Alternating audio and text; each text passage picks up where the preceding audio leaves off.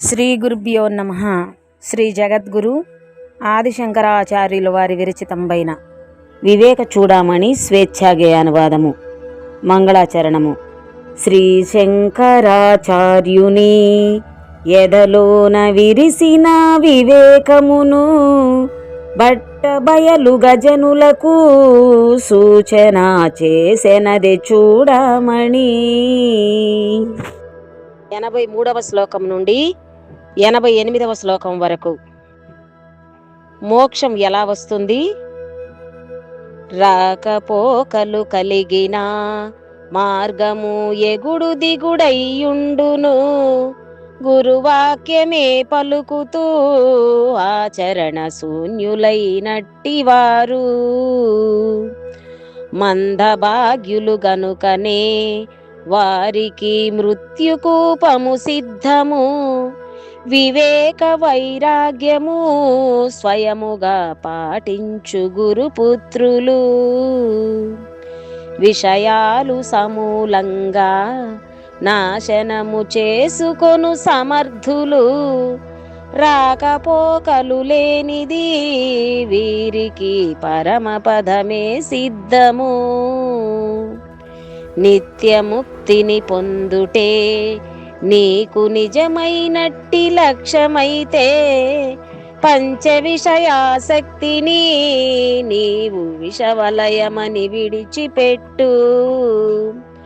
భూతదయ పాటించుట ఓరిమితో రుజువర్తి అయ్యుండుట, శాంతమే ఆకారమై యథామృత వర్తనంబే మోక్షము.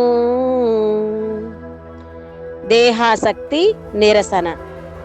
పలు జన్మల మూలమై అవిద్య కర్తృత్వ భోక్తృత్వమై, దేహమంటే ఏమిటి ఇందులో నేనెవరినని అరయక, దేహమే తాననుకొని దేహమును సుఖపెట్టు వస్తువులని భావించినట్టి నరుడు తనకు తా స్వయముగా హంతకుడగు. నది దాటదలచి నరుడు నదిలోని దారువు సహాయంతో నది దాటగలుగుగాని నదిలోని ముసలితో కాదు కాదు. నామరూపాలతోనే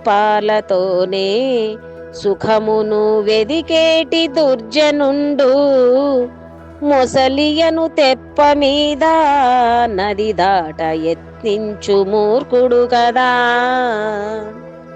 మృత్యువంటే ఏమిటో నాయన వివరముగా చెబుతా విను, తన వారి పట్ల తాను మోహమును పెంచుకొనుటే మృత్యువు. ఈ మృత్యు సమంబైన మోహమును సంపూర్ణముగా మీరిన మనుజుడే మోక్షానికి అర్హుడు, ఇతరులు కాదు కాదు.